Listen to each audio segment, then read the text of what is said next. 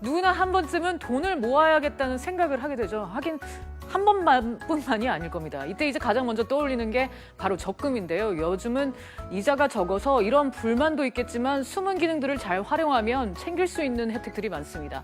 백정선 자산관리 전문가와 함께 알아보겠습니다. 전문가님 어서 오세요. 안녕하세요.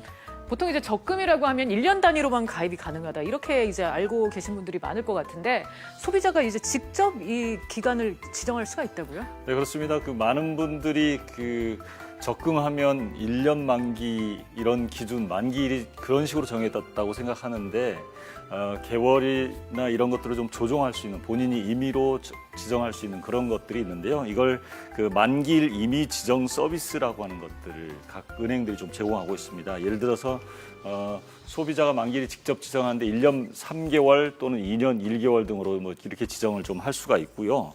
최근에는 3개월, 6개월 단위의 단기 가입도 가능한데요. 금리 인상 시기에 맞춰서 이제 금리가 좀 오른다면 좀 바꿀 수 있도록 할 수 있는 방법도 하나 있고 또 일시적으로 그때 좀 자금이 좀 들어올 경우는 활용할 수 있는 그런 적금이라고 할 수 있겠습니다. 그런데 이때 팁을 좀 생각을 해보면요.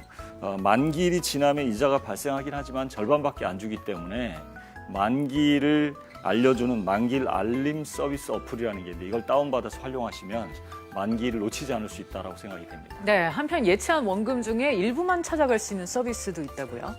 네, 그렇습니다. 생활비나 의료비 등에 갑자기 목돈이 필요할 경우에 예금을 깨지 않고 일부를 해지해서 활용할 수 있는 방법이 좀 있는데요. 이런 방법은 이제 중도 해지 가능 횟수가 어느 정도 제한이 돼 있고요. 상품별로 상당히 제한돼 있습니다. 근데 이게 좀 해지 횟수, 가능 횟수라든지 계좌 최소 잔액 조건이라든지 이런 조건들이 좀 있어서 이걸 꼭 따져보시고 좀 선택하시는 것이 좋을 것 같습니다. 네. 가끔 이제 만기일이 휴일인 경우도 있습니다. 이럴 때는 이제 어떻게 해지를 해야 하는지 그것도 궁금한데요.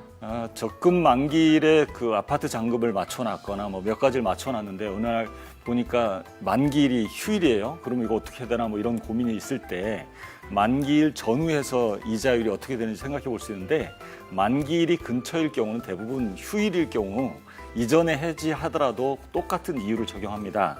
다만 이제 일수별로 만기일이 토요일이라고 가정을 했을 때 금요일 날 해지할 경우는 일수일이 짧기 때문에 이자가 좀 떨어질 것이고 만기일이 토요일인데도 월요일 날 찾으면 일수가 길어져서 더 많이 받게 될 텐데 예를 들어서 이제 토요일 날이 만기인데 금요일 날 해지했다. 그럼 1,000만 원을 2% 넣어놨을 때 365일 중에 364일만 예치했기 때문에 19만 9천 원이 될 것이고 만약에 월요일 날 해지하면 20만 1천 원 정도가 될 것으로 보여집니다. 네, 재해치 서비스도 알아두면 좋을 것 같은데요. 동일한 상품으로 자동 가입이 가능하다면서요?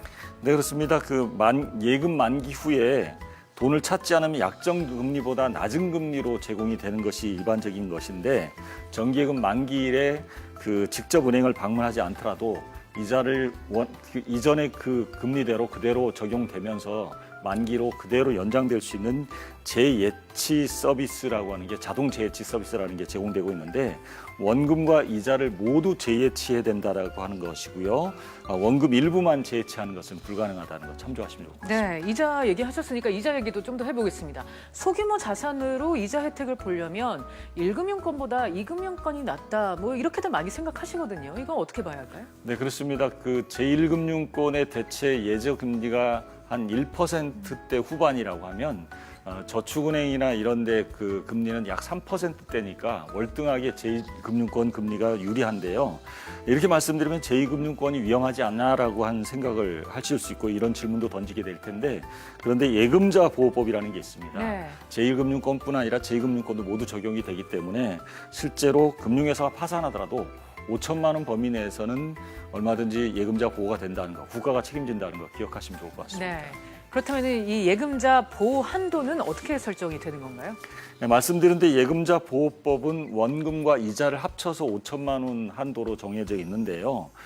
계좌별로 적용되는 것이 아니라 금융기관별로 적용이 되기 때문에 금융기관이 지급할 수 없는 상황이 되면 정부가 해주겠다라고 하는 그런 내용인데 보통 제1금융권에 속하는 은행들, 그다음에 인터넷 전문은행, 제2금융권에 속하는 저축은행이 이 보장에 적용이 됩니다. 다만 협동조합 또는 신협, 단위농협, 새마을금고 이런 데는 예금자 보호 대상 기관이 아닙니다. 그런데 관련 법률에 따라서 자기네들이 자체적으로 보호기금을 준비해 놓고 있기 때문에 3천만 원 범위 내에서는 얼마든지 예금자 보호가 된다는 거 참조하시면 좋을 것 같습니다. 알겠습니다. 오늘은 적금 가입 시에 알아두면 유용한 정보들 백정선 전문가와 함께 정리해봤습니다. 오늘 소중한 정보 감사합니다. 감사합니다.